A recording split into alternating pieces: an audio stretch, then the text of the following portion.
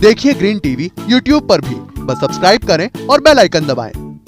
नमस्कार दोस्तों, स्वागत है आप सभी का किसान बुलेटिन में और मैं हूं आपके साथ पारुल यादव। चलिए जल्दी से एक नजर डालते हैं खेती किसानी और ग्रामीण भारत की आज की बड़ी हेडलाइंस पर। फसल बीमा राशि का भुगतान कर रही बीमा कंपनियां, महाराष्ट्र के 30 लाख किसानों को मिलेगा लाभ। सोयाबीन के दाम में भारी गिरावट, इस तरह कैसे बढ़ेगी किसानों की आय? इस प्रोजेक्ट से 12 लाख हेक्टेयर सूखी भूमि को मिलेगा सिंचाई का फायदा, बदलेगी खेती की तस्वीर। देश में इस बार हुई बेमौसम बरसात के कारण फसलों को काफी नुकसान हुआ है। बेमौसम हुई बारिश के कारण महाराष्ट्र में फसलों को काफी क्षति पहुंची है। इसके कारण राज्य के किसानों को फसल बीमा योजना का लाभ दिलाने के लिए कृषि आयुक्त के कार्यालय द्वारा बार बार फॉलोअप के बाद प्रधानमंत्री फसल बीमा योजना को लागू करने वाली बीमा कंपनियों ने राज्य में फसल नुकसान के दावों का भुगतान करना शुरू कर दिया है।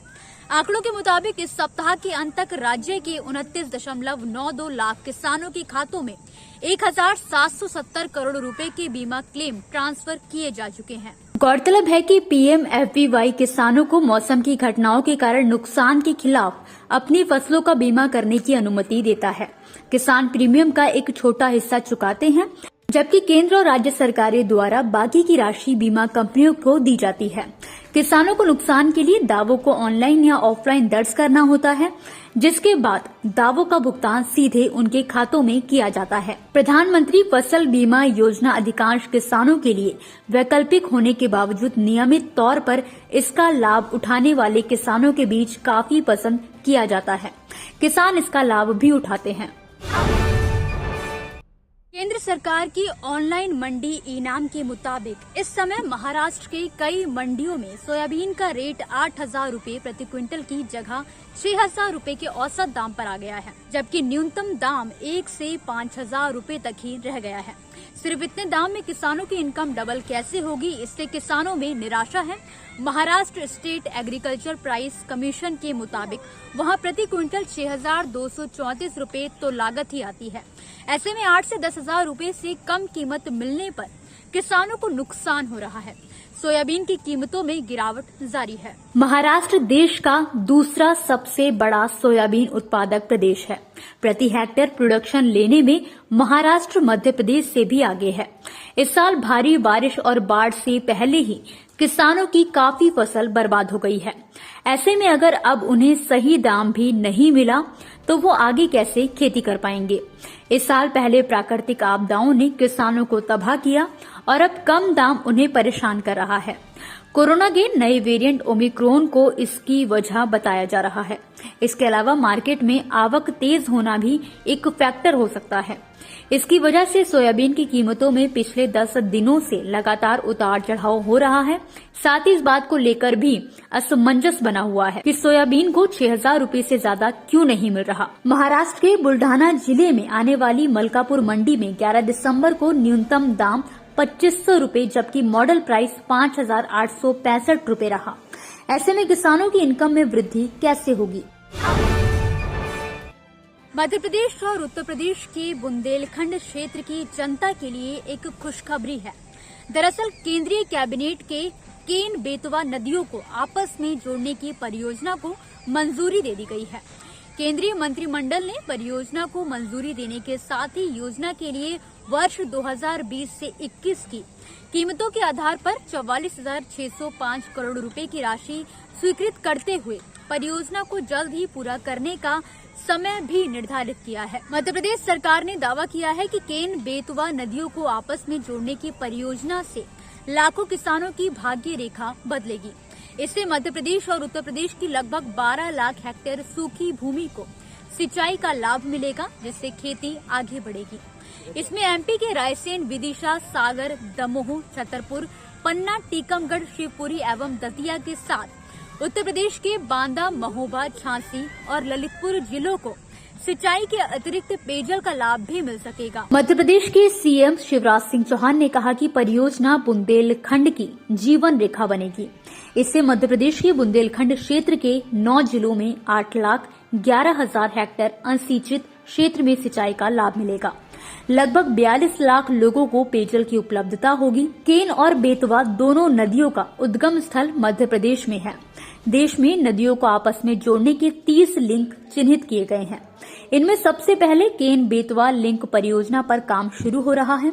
मध्य प्रदेश और उत्तर प्रदेश में फैले बुंदेलखंड क्षेत्र को पानी और बिजली देने की ये योजना बांधों, टनलों, शहरों और पावर हाउस के माध्यम से मध्य प्रदेश के जल अभावग्रस्त 9 और उत्तर प्रदेश के 4 जिलों का कायाकल्प करेगी। तो दोस्तों, ये थी वो खबरें जिन्हें हमने आप तक विस्तार से पहुंचाया। लेकिन अब बात करेंगे कृषि क्षेत्र से जुड़ी कुछ ऐसी खबरों की जिनके बारे में भी आपके पास जानकारी होना बेहद जरूरी है। तो चलिए अब जल्दी से नजर डालते हैं खेती किसानी और ग्रामीण भारत की छोटी बड़ी हेडलाइंस पर। अब फसलों को होने वाले नुकसान का आकलन करने के लिए राजस्व विभाग के कर्मचारियों को हर खेत में जाना होगा। वो गांव के किसी एक घर पर बैठकर ही पूरे क्षेत्र की गिरदावरी नहीं कर पाएंगे। जी हां, मध्य प्रदेश के राजस्व मंत्री गोविंद सिंह राजपूत ने हाल ही में कहा है कि फसल नुकसान की गिरदावरी का काम सुनिश्चित करने के लिए सारा ऐप में जियोफेंस तकनीक का उपयोग किया जाएगा। इस संबंध में भू अभिलेख आयुक्त ने सभी कलेक्टर्स को पत्र लिखा है। राजपूत ने बताया कि अभी तक फसल गिरदावरी का काम सारा ऐप के जरिए किया जा रहा है, लेकिन अब गुणवत्तापूर्ण गिरदावरी जांच का काम भी जियोफेंस तकनीक के साथ सारा ऐप के माध्यम से किया जाएगा।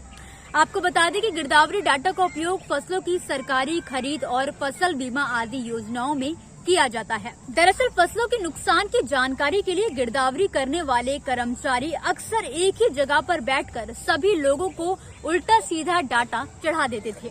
इससे किसानों को दिक्कत होती थी, लेकिन नई टेक्नोलॉजी की वजह से अब ऐसी लापरवाही वो नहीं कर पाएंगे। हरियाणा के मुख्यमंत्री मनोहर लाल ने धरना स्थलों से किसानों द्वारा अपने धरने उठाने के निर्णय का स्वागत किया है। उन्होंने कहा है कि किसान आंदोलन खत्म होने के बाद किसानों पर दर्ज मुकदमों को भी वापस लिए जाने के बारे में अब बातचीत चल रही है। उन्होंने कहा है कि किसान आंदोलन के दौरान जिन लोगों की मृत्यु की सूची किसानों द्वारा दी गई है, उसकी पुलिस विभाग द्वारा वेरिफिकेशन की जाएगी और साथ ही उन्होंने बताया कि वेरीफाई लिस्ट के आधार पर ही किसानों को मुआवजा भी मिलेगा। बता दें कि आंदोलनकारियों को अगर सबसे ज्यादा किसी भी राज्य में दिक्कत आई है तो वो है हरियाणा। तब खट्टर सरकार ने ही सड़कें खुदवाई, बुजुर्ग किसानों पर ठंड में पानी की बौछारें डलवाई, 2 बार लाठीचार्ज भी करवाया। बताया जाता है कि किसान आंदोलन के वक्त किसानों पर सबसे ज्यादा केस हरियाणा में ही दर्ज किए गए हैं। अब देखना है कि इन्हें सरकार कब तक वापस लेती है। कोसी में हर खेत को पानी योजना को लागू हुए लंबा समय बीतने वाला है, लेकिन अभी तक खेतों तक पानी नहीं पहुंच पाया है। इससे किसानों को काफी निराशा हाथ लगी है। सरकार ने हर खेत को पानी उपलब्ध कराने की योजना 2020 में बनाई थी। मकसद था कि किसानों को सिंचाई की समुचित व्यवस्था उपलब्ध करवाकर उनकी आय को बढ़ाया जाएगा।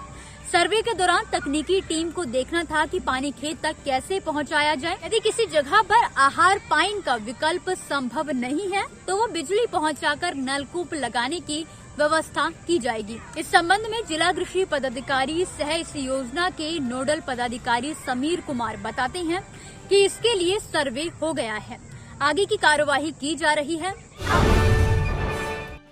तो इसी के साथ आज के किसान बुलेटिन की बड़ी खबरों में फिलहाल के लिए बस इतना ही। आप मुझे दीजिए इजाजत, कल फिर हाजिर होंगे कुछ नई और बड़ी खबरों के साथ।